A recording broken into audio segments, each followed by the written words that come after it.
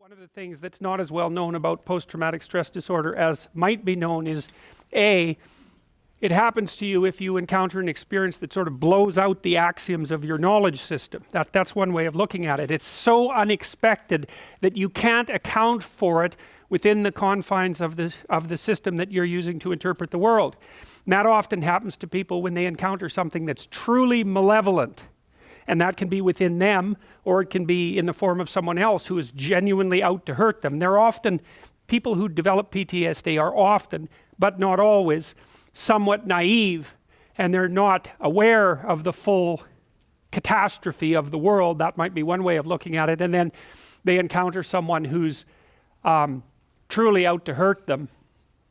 And they can detect that even in the way the person's face looks, or they encounter a part of them that's much more malevolent than they had ever imagined it could possibly be, and then they do something terrible, and then they don't know what to do about it.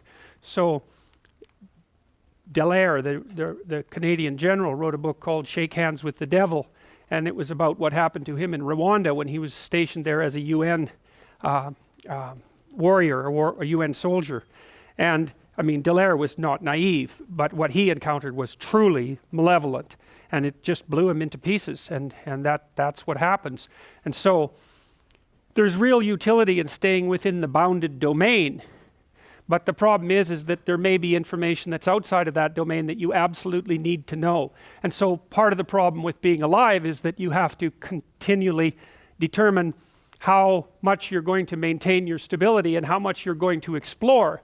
And you have to explore because the stable part of you gets outdated. But if you explore too much or too unwisely, then you can encounter things that flip you upside down. It's actually one of the problems with being high in trait openness, especially if you're also high in neuroticism. Because if you're open, you're creative, you're always looking for ideas that are outside of your current systematic way of thinking. But if you're high in neuroticism, so you experience a lot of anxiety and emotional pain and that sort of thing, you can continually upset your own apple cart. Now, the other thing that you might want to think about, this is really useful as far as I'm concerned, is you might want to think about this politically.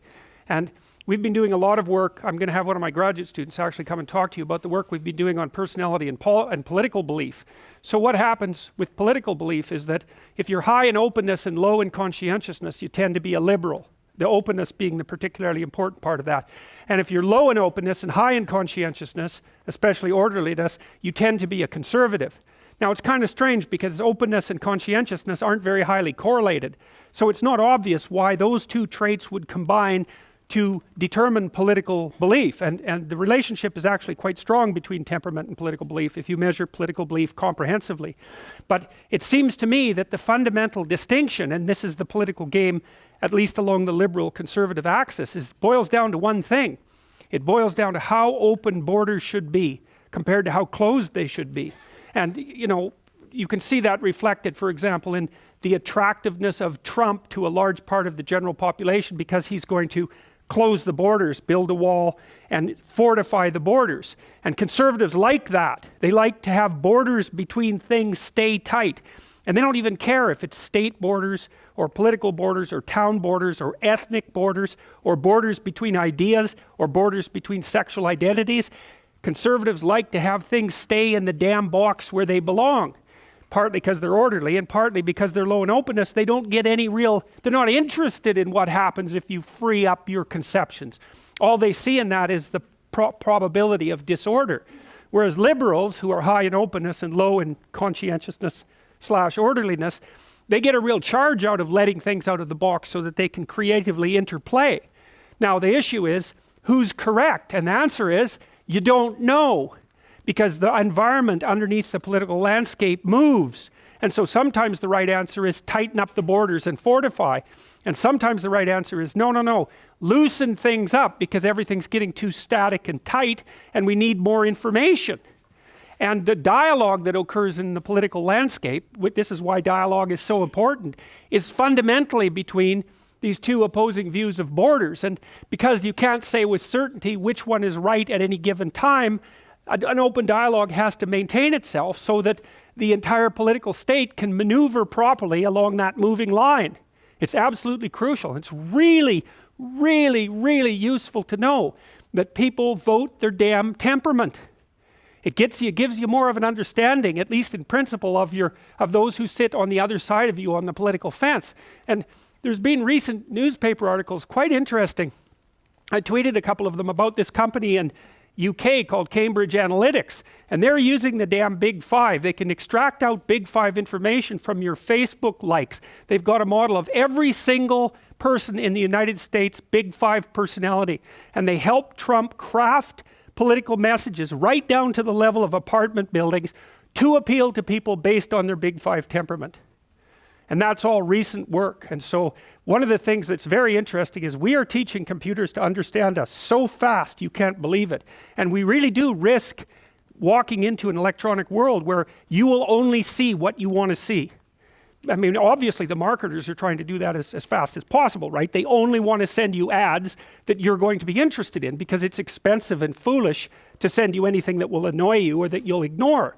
And so the marketers are trying like mad to map who you are, even by watching your eyes. They're trying to figure out who you are so they can send you the right information, but the danger is that that'll happen, say, in the domain of news and broader information, increasing this tendency for people to be siloed in their exposure to the external world. It's sort of like each of us is becoming a micro-celebrity surrounded by electronic sycophants who do nothing but tell us exactly what we want to hear. It's a real problem. Karl Popper, a famous philosopher of science, said that one of the things that you should do, and this is akin to the Piagetian view, is you should always look for information that contradicts your current viewpoint. Now that's painful, right? Because who wants their axioms contradicted? It can take you apart. But it's the only way that you can ensure that you're learning at the same time that you're maintaining your stability. And that's another reason why it's really necessary to engage in dialogue with people that you do not agree with, because they're the ones who will tell you things that you don't know. It's of crucial importance in the maintenance of your own stability. The worst thing that can happen to a person, no, because there's many horrible things that can happen to a person, but one of the worst things that can happen is that you find yourself in a situation where no one is offering you corrective feedback anymore, because you rely on the corrective feedback provided by other people to keep yourself sane, to keep moving in the ever-changing environment. And if you cut yourself off from that feedback, then you end up static and shrinking. It's really not good. You get less and less competent, you get less and less confident, and the threats outside of you loom larger and larger. So that's all to do with the domain outside the light.